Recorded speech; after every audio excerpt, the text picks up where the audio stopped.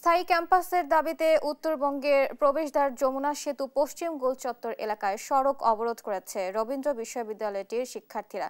এতে বন্ধ হয়ে গিয়েছে ঢাকা উত্তরবঙ্গের যান চলাচল। এ নিয়ে আরও জানাতে সরাসরি যুক্ত হচ্ছেন সহকর্মী শুভ কুমার ঘোষ। শুভ, সড়কের এখনকার কি চিত্র দেখছেন এবং দাবির বিষয়ে আন্দোলনকারীরা কি বলছেন, এবং সেই সঙ্গে জানাবেন যে প্রশাসনের কোনো তৎপরতা দেখছেন কিনা আমাদের জানাবেন। বুবলি, আসলে যে রবীন্দ্র বিশ্ববিদ্যালয়ের শিক্ষার্থীদের যে মূলত দাবি নিয়ে তারা এই দফায় আজকে 20তম দিনে আন্দোলন করে আসছে, সেটা হলো তাদের যে স্থায়ী ক্যাম্পাস, সেই স্থায়ী ক্যাম্পাসের যে প্রকল্প, সেই প্রকল্পের অনুমোদনের দাবি। এই আন্দোলনের কর্মসূচি হিসেবে কিন্তু গতকালকে তারা রেল ব্লকেট করেছিল। আজকে যমুনা সেতু পশ্চিম গোল চত্বরে কিন্তু তারা মহাসড়ক অবরোধ করেছে, এবং মহাসড়ক অবরোধ করার পর থেকেই ঠিক আপনার 11টা 55 মিনিটে থেকে তারা এই জায়গাটাতে অবরোধ করে।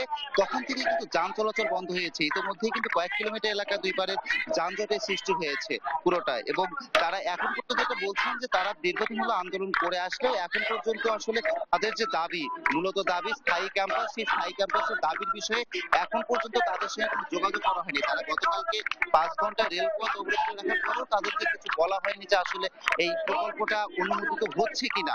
তাদের দাবি যে সামনে 17 তারিখে একদিন সভা আছে, সেই সভাতে যেন এই প্রকল্পটা অনুমোদন হয়। আমরা কথা বলবো আসলে রবীন্দ্র বিশ্ববিদ্যালয়ে যারা শিক্ষার্থীরা নেতৃত্ব দিচ্ছেন তাদের সঙ্গে, যে আপনাদের এখন দাবি যে আছে, সেই দাবির যে কর্মসূচি, দাবিটা কি, কর্মসূচি কতক্ষণ পর্যন্ত চলতে পারে আপনাদের? আজকে আমরা জনভবনটির কথা বলে রেল অবরোধটা করিনি, কিন্তু আমরা সড়কটা মোটামুটি ভাবছি দীর্ঘ সময় ধরে করব, কিন্তু উপদেষ্টা মন্ডলী থেকে আমাদের সাথে এখন পর্যন্ত যোগাযোগ করা হয়নি। আমরা খুবই ব্যথিত এবং হতাশ। আমরা মনে করি উপদেষ্টারা তাদের দায়িত্ব পালন করছেন না।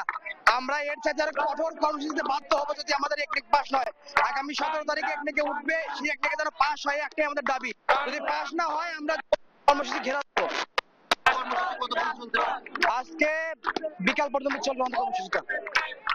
ওরা কিন্তু গতকালকে বলেছিলেন যে সকাল সন্ধ্যা যে অবরোধ, সেই কর্মসূচিটা দিতে। আমরা এখানে দেখতে পাচ্ছি যে আসলে যে ওই শাহজাদপুরের যে কিছু স্থানীয় লোকজন আছে, যে বুড়িপোতা জিয়া, সেই এলাকার কিছু সাধারণ মানুষ কিন্তু সচেতন নাগরিক ফোরামের যে ব্যানার, সেই ব্যানারে কিন্তু তাদের সঙ্গে সংহতি জানিয়ে তারা কিন্তু এই যমুনা সেতু পশ্চিমের যে অবরোধ, তাদের মূলত যে যমুনা সেতু ব্লকের যে কর্মসূচি, সেই কর্মসূচিতে কিন্তু অংশ নিয়েছে।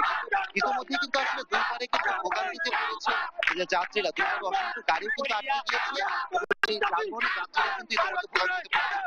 এই ছিল আসলে যমুনা সেতু পশ্চিম প্রকল্প থেকে আমার কাছে সর্বশেষ তথ্য। শুভ, আপনাকে ধন্যবাদ। দর্শক, এতক্ষণ সরাসরি যুক্ত ছিলেন সহকর্মী শুভ কুমার ঘোষ।